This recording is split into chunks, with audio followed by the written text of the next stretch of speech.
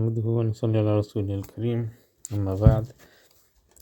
Continuing with the attributes of Allah. So now we're going into the seventh attribute, which is al-kalam, this attribute of speech.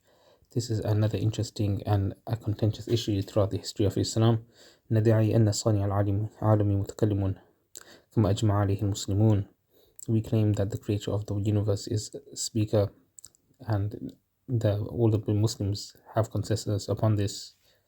And this is because, of course, Allah's speech is the Quran. But however, there is a caveat that different groups interpreted the speech of Allah in different ways, in that whether it is created or whether it is an attribute of His eternity, or whether it is an active attribute, which is a new event which occurs within His essence. Some people try to justify that Allah speaks by saying that creation has the existence of the universe has been commanded to exist, and this proves that God speaks. However, this seems circular because it begs the question that it assumes that God speaks in order to justify the commands, which is circular.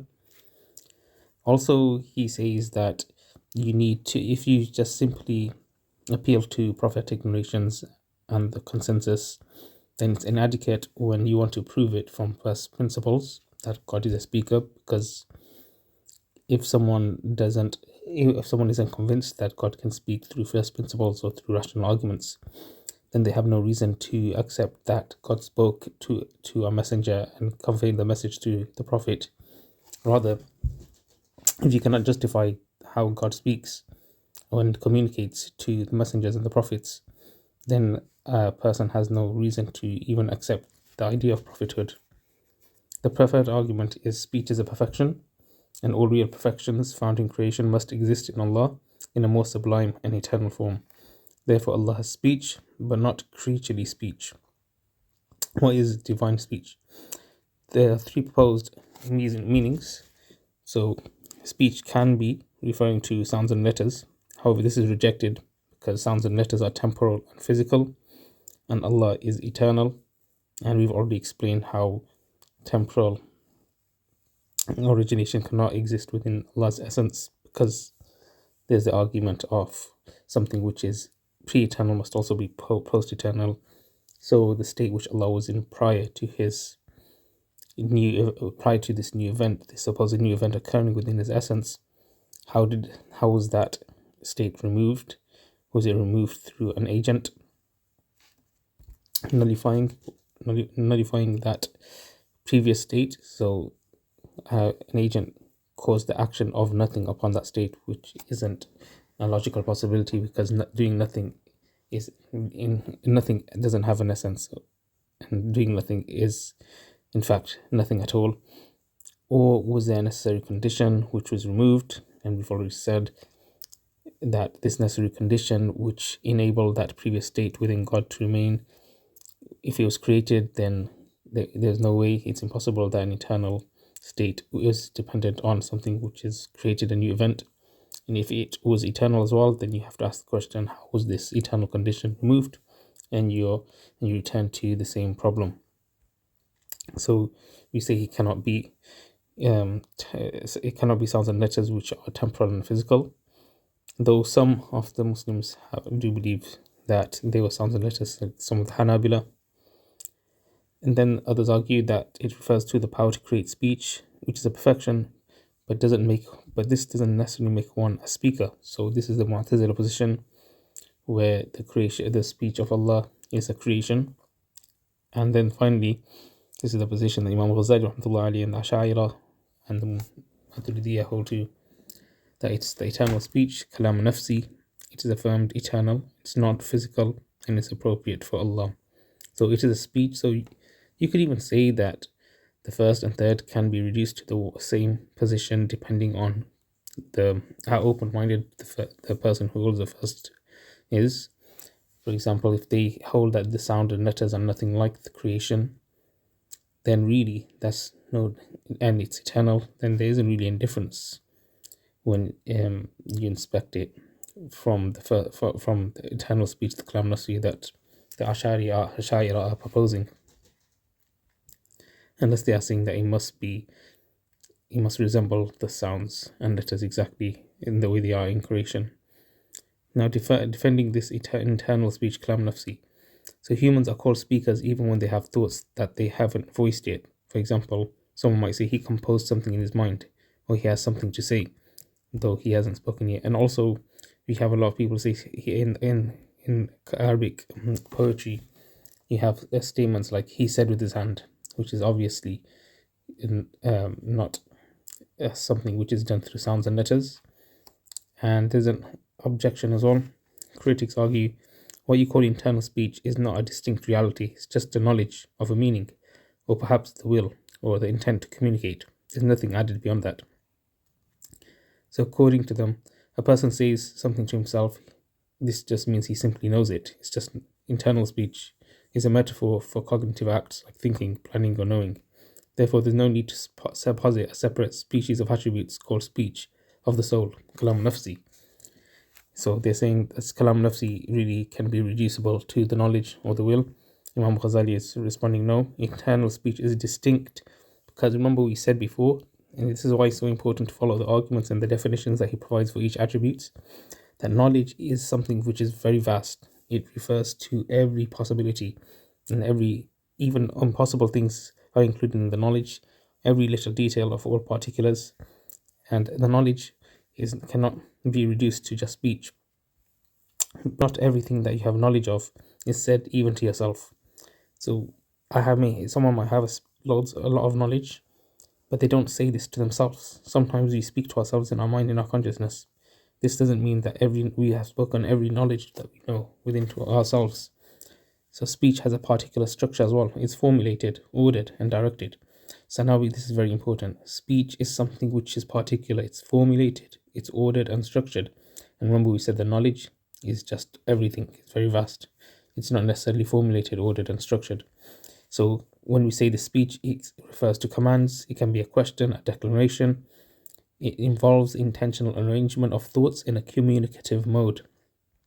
So you can know something without telling yourself to do it, or without formulating it as a command or sentence. This is further proof that the speech cannot be reduced. This internal speech is not reducible to knowledge, because I can have knowledge of lots of things, but that doesn't mean I'm telling myself to do that thing, or to instruct others to do that thing in my mind, or that knowledge isn't necessarily formulated as a command or a sentence, a khabar. So also the speech isn't reducible to the will, because the example given is powerful. A master might say to the slave, stand up, not because he wants him to, but to expose his disobedience. So the master commands but does not will the act to happen. Sometimes we command or instruct someone to do something to expose them, to see what they really mean or believe, but we might not necessarily want them to do that certain thing. This proves that command, which is a type of speech, can exist independently of will, although in this scenario the will is internal and the command is being expressed externally in that example. However, the point of the example is to show that command can exist independently of the will. Therefore, the commands of Allah are not the same as the will of Allah. And remember, we said before in the discussion of the will refers to all selected things, all things that Allah has selected from the possibilities that could occur. So Allah has knowledge of all possibilities and impossibilities. However, his power is related only to those things which are possible, and from those things which are possible, Allah's will arbitrarily chooses and selects one possibility to be actualized. However, his speech is with regards to those things which he wishes, which he commands his servants to do. And these commands may not be the same as the will, which is clear because from the will we see everything in the world, we see evil occurring in the world, but Allah does not command us to do evil. So also another point, language points to an internal reality. Language is not the speech itself, it is the signifier of something internal. So the tongue is merely the interpreter of the heart. So poets and sages note the true speech is in the soul. Vocalization only reveals what was already there. Therefore, there is an internal object, a real something that the tongue indicates. This is saying that the language, the kalam, when we refer to kalam even in our speech, and we try and deep dive into what kalam is, what speech is, then we find that the sounds and letters that express are expressions and are being used as signs and expressions for this language that we wish to communicate. So the tongue only expresses this meaning that we want to communicate, and so there's an internal object within us that is expressed through sounds and letters.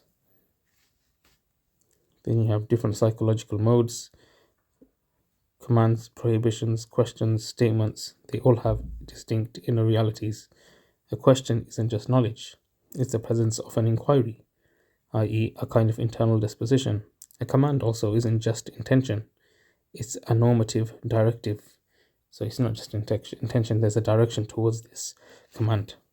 So these are reducible to general knowledge. These are further reasons why we won't say that kalam nafsi is just something which we can reduce to knowledge.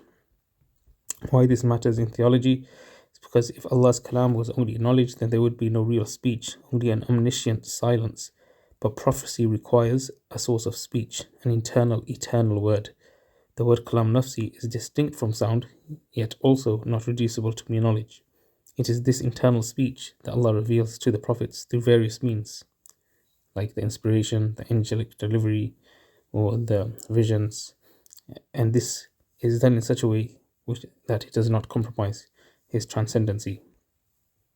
Summary is, internal speech is not just a meaning.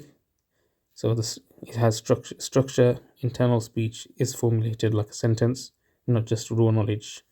So remember, internal knowledge, raw knowledge is related to everything, whereas speech is structured, it's formulated like in a sentence. The function it plays a role in terms of commanding, questioning, and declaring, like we find in the Quran. And the functions are not identical to knowledge or will. Then we have independent commands can exist without will. For example, we gave the example where a master says to a slave to do a certain thing just to expose him, even though he wishes for him to do something else. So the command doesn't resemble the will in that instance. So the command can be independent from the will. So signification, spoken words point to an inner reality. That inner reality is the real and distinct speech. Theological necessity reducing God's speech to knowledge erases the meaningful concept of revelation and divine discourse. So we do not reduce Allah's speech only to his knowledge, because then there would be no structured and no formulated or no proper meaningful information conveyed to the messengers when Allah communicated with them. So Imam Ghazali on Allah's eternal speech, Kalam Qadim. So he defends the view that Allah has an eternal, non-phonetic form of speech, which is distinct from letters and sounds. So there's an argument against the claim. This person is not really commanding. So there's a contention about the example of a slave a master who gives a instruction to a slave. So the context is a person under threat from a king, etc. He gives a command to a servant, even knowing the servant's obedience would harm him. So he's not really commanding, since he doesn't will compliance. That's the contention. That in this scenario which he used, the individual, although he may seem like he's commanding his servant to do a certain thing, it's not really commanding, because his will there isn't in alliance with his command. So he's just lying. And then there's two responses here. The first response is, if that were true, then he couldn't validly protest the servant's disobedience. Yet he can and does. This proves a command can exist without the will for compliance. Second response is, if he swore, so this is a fiqhi issue, if someone swore that they give triple talaq, and then he commanded the servant, jurists would affirm that his oaths are valid. So no mufti would say, you didn't really command him because you didn't will it. This shows the term command points to a real meaning beyond will. So from this example, we conclude that the word command indicates a real meaning, a mental meaning, a ma'na that is not identical with the will, knowledge, or belief. It is a distinct mental content we call kalam, and this mental speech exists beyond letters and sounds, and is a different genus from other psychological states. So the theological claim is Allah's speech, Kalam Qadim, is not letters, not sounds. This is a real attribute distinct from knowledge, will, and belief, and it's necessary for God just as knowledge and power are. So the letters and sounds are created. They are hadiths. The letters and sounds that we see in the Quran that we recite, obviously what we recite and what we write down is created, is newly originated. We can see them coming into existence. And they are signs, however, dalail, pointing to Allah's eternal speech. And we must remember that a sign is not identical to what it signifies, so to its madlul. And dalail is not the same as the madlul. So the analogy is the universe is a created sign pointing to a creator. So two created letters may signify internal speech. Because remember, we call the verses of the Quran ayah, signs, and Allah refers to the universe and His creation as the signs as well. This doesn't mean that the signs in the universe are Allah's attribute. However, they signify towards an internal creator, His creative capacity. Likewise, the Quran indicates towards His speech. So some people make mistakes because the concept of a mental speech can seem subtle, and many only affirm what they can see and hear. For example, the sounds and letters, and this can lead to objections. So first one is very important. How did Musa alayhi salam hear Allah's speech? So it's the wrong assumption. The assumption is hearing only applies to sounds and letters. So we say that we do affirm that Musa alayhi salam heard Allah's speech, but this doesn't mean that he was referring to sounds and letters. Musa alayhi salam heard Allah's eternal speech, which isn't composed of sounds and letters. Asking how is a flawed question, because if you've never tasted something, if it's like asking how do you taste sugar if you've never tasted sweetness. So there are only two ways to explain. First, you have to let the person taste sugar, so you need to have a direct experience, or compare it to something similar but not an identical experience, like honey. However, they won't be exactly the same. So if someone has no experience of any pleasure, then comparison becomes almost impossible. Likewise, Allah's speech cannot be heard by us directly, and only Musa alayhi salam experienced it. However, it has no likeness amongst the created sounds. Therefore, it can only be explained through an analogy. So asking how assumes that there's a resemblance towards known things, but Allah's speech has no likeness.